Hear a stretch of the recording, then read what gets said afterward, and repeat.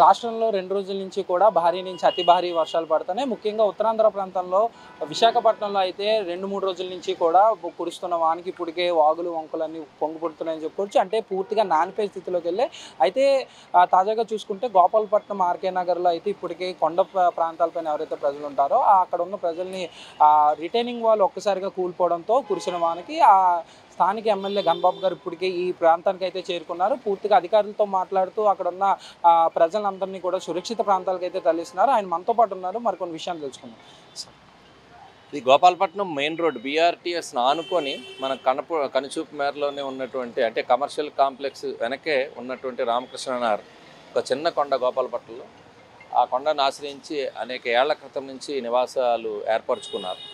దాన్ని ప్రొటెక్ట్ చేస్తూ ఉండేటువంటి ప్రైవేటు నిర్మాణాలు ఏవైతే రిటైన్ వాల్స్ ఉన్నాయో అవి ఈ ఏళ్ల తరబడి ఉన్నటువంటి వాల్స్ ఒక్కసారిగా అవి విరిగిపడటంతో ఈ ఇల్లు కూడా కొద్ది ప్రమాద స్థాయిలోకి చేరుకున్నాయి. దానికి ఇమీడియట్గా అక్కడ ఉండేటువంటి పవర్ సప్లై కట్ చేయడం జరిగింది. ఇళ్లలో ఉండేటువంటి వాళ్ళని ముందు ఖాళీ చేయించడం జరిగింది.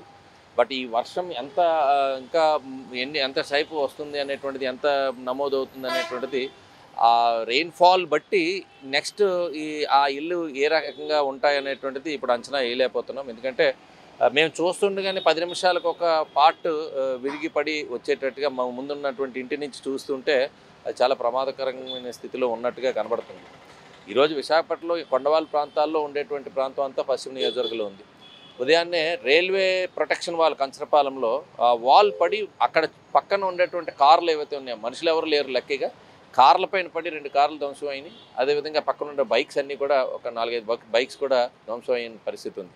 సో ఈ ఎడతెరిపి లేని వర్షాల కారణంగా పాత కట్టడాలు ఏవైతే ఉంటాయో అవన్నీ కూడా ఇలాంటి ప్రమాదాలు గురవుతాయి. కాబట్టి ప్రజలందరూ కూడా కొద్దిగా అప్రమత్తంగా ఉండాలనేటువంటిది నా అభిప్రాయం. అందరూ కూడా కాస్త ఈ ఓల్డ్ స్ట్రక్చర్స్ ఉండేటువంటి ఇళ్లల్లో ఉండేటువంటి వారు కొన్ని ప్రికాషన్స్ తీసుకుంటే మంచిదని కోరుకుంటున్నాను. సార్, ఇప్పుడున్న ఈ పై ప్రాంతాల్లో ఎవరైతే ఉన్నారో వాళ్ళని ఇప్పటికే ఎంతమందిని సురక్షిత ప్రాంతాలకు తరలించారు? 10 ఏళ్లలో ఉండేటువంటి వారికి వెనక ఉండేటువంటి స్కూల్లో అన్ని సదుపాయాలు పెట్టాం. అక్కడ లంచ్ ప్రొవైడ్ చేసాం. కాకపోతే వాళ్ళ ఇల్లు ప్రమాద స్థాయిలో ఉన్నాయి అనగానే ఆ స్థలాలకి వెళ్ళి వాళ్ళు పునరావాసానికి రాత్రికి చేరుకోగలుగుతారు. కానీ ఇప్పుడు ప్రస్తుతం ఆ చుట్టుపక్కల ఉన్న ఇళ్ళ దగ్గర నుంచి ఆ ఇంటికి ఏం జరుగుతుందనేటువంటి పరిస్థితులు వాళ్ళు చూస్తూ ఉన్నారు. బట్ మనం షెల్టర్ అయితే అక్కడ రెడీ చేసాం, ఫుడ్ కూడా రెడీ చేసాం. అక్కడ లైటింగ్ కానీ ఇతరత్ర సదుపాయాలన్నీ కూడా అరేంజ్ చేయడం జరిగింది. ఈ 10 ఏళ్ళలో కొంచెం ప్రమాద స్థాయిలో ఉన్నాయి. మిగిలినవన్నీ పైన ఉండటం వల్ల వాటికి ఆ స్థాయిలో ప్రమాదం ఉండదు. బట్ ఈ వీళ్ళు కూడా అక్కడి నుంచి ఆ ఇంటిని వాచ్ చేసుకునే పనిలో ఉన్నారు. సార్, పూర్తిగా ఎన్ని కుటుంబాలు ఉన్నాయి అక్కడ పైన నివసిస్తున్న కుటుంబాలు? చాలా కుటుంబాలు ఉన్నాయి. ఆల్మోస్ట్ ఒక రామకృష్ణ ఆనుకొని ఉండేటువంటి ఇల్లు అయితే చాలా ఎక్కువ ఉన్నాయి. దగ్గర 300-400 హౌసెస్ ఉంటాయి. కానీ వాటన్నిటికీ ప్రమాదం లేదు. ఆ కాలనీలో ఉండేటువంటి కొండ ఎడ్జిన్ ఉండేటువంటి వారికి ఎక్కడైతే ప్రొటెక్షన్ వాల్స్ లేవో వాటికి ఈ ప్రమాదం ఉండే పరిస్థితి. ఇప్పుడు ఎంతైనా బేగా మనకి గోడ పనులు మాత్రం పూర్తి చేయాలి. ఎందుకంటే ఇంకా 2 రోజులు వర్షాలు పడుతుంటాయి కదా, మరి ఇంకెంత డ్యామేజ్ అవుతుందో మనకి తెలియదు. ప్రస్తుతానికైతే ఇప్పుడు కొంచెం బాగానే ఉన్నారు. మనకి ఇంకా రానున్న రోజులు ఇంకెంత బేగా అయితే ఆ గోడ ఫినిష్ చేస్తారో అప్పటి వరకు కొంచెం డేంజర్. ఎందుకంటే కింద మనకి బేస్మెంట్ కట్టలేకపోతే పై నుంచి కూడా కిందకి పడిపోయే అవకాశాలు ఉన్నాయి. ప్రస్తుతానికైతే కొంచెం పర్లేదు. ఇంకా రానున్న రోజుల్లో కొంచెం మాకు బలంగా మాకు ఇంకొంచెం సపోర్ట్ చేస్తే ఇంకా కొండపైన ఇంకొంచెం రావాలి కదా జనాలు కూడా, కొంచెం మాకు సపోర్ట్ చేస్తే బాగుంటుంది. ఒక పడిపోయిన అదే జరిగిన వెంటనే ఒక 5 నిమిషాల్లో వెంటనే వచ్చేసారు.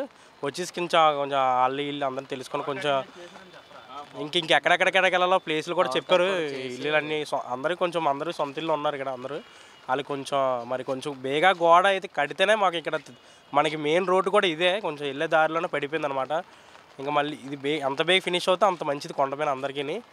ఇల్లు కొంచెం బేగా చేయాలని మేము ఎప్పటి నుంచి అనుకున్నాం. గత 30 సంవత్సరాల నుంచి కొండ మీద ఉన్న మాకు ఎటువంటి ఇబ్బంది లేదు. ఇప్పుడు ఈ వర్షం వల్ల మేము చాలా ఇబ్బంది పడుతున్నాం. మాకు అధికారులు చాలా అప్రమత్తంగా ఉండి మమ్మల్ని ఇబ్బంది లేకుండా వేరే దగ్గర షిఫ్ట్ చేశారు. మాకు ఎటువంటి ప్రాబ్లం ప్రజెంట్గా అయితే లేదు. మాకు బోర్డు స్కూల్ ఉంది, ఆ స్కూల్ వైపు మమ్మల్ని షిఫ్ట్ చేశారు. కింద ఉన్న ఈ ఇబ్బంది పడుతున్న మా ప్రజలందరికీ వేరే దూరంకి మా నాయకులు మా ప్రజలు అటు వెళ్ళమని చెప్పారు. మేము అటు వెళ్ళిపోయాం. ఇప్పుడు ప్రజెంట్గా అయితే బాగానే సిచ్యువేషను.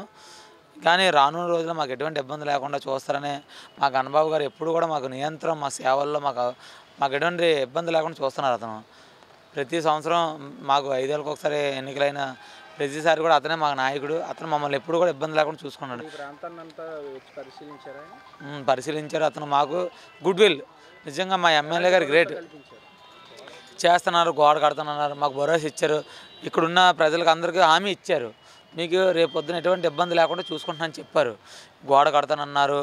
మీకు 100% గ్యారెంటీ ఇచ్చారు మాకు, మా ప్రజలకి, మాకు అందరికీ కూడా. చూశారు కదా. అయితే ఇప్పటికే మొత్తం పైన ఉన్న ప్రాంతంలో ఉన్న ప్రజలందరినీ కూడా సురక్షిత ప్రాంతాలకు తరలించామని, ఇంకా అధిక సెంటీమీటర్తో వర్షపాతంతో ఏవైనా వర్షం నమోదైతే ముందస్తు చర్యలు కూడా తీసుకుంటున్నాం. జీవీఎంసీ, ఎలక్ట్రికల్ డిపార్ట్మెంట్ మొత్తం సిబ్బంది అధికారులతో సహా ఇక్కడ ఉన్న ప్రజలందరినీ కూడా సురక్షిత ప్రాంతాలకు తరలించడం జరిగింది.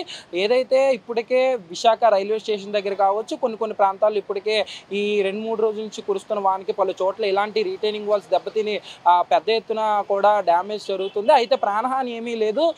ప్రజలను అయితే మాత్రం పునరావాసానికి తరలిస్తున్నాం. వారికి కావాల్సిన ఆహారం కానీ ఇతర సదుపాయాలు కానీ అన్ని కల్పిస్తున్నాం అంటూ కూడా శాసనసభ్యులు, వెస్ట్ నియోజకవర్గం సంబంధించిన శాసనసభ్యులు గణబాబు గారు చెప్పడం జరిగింది.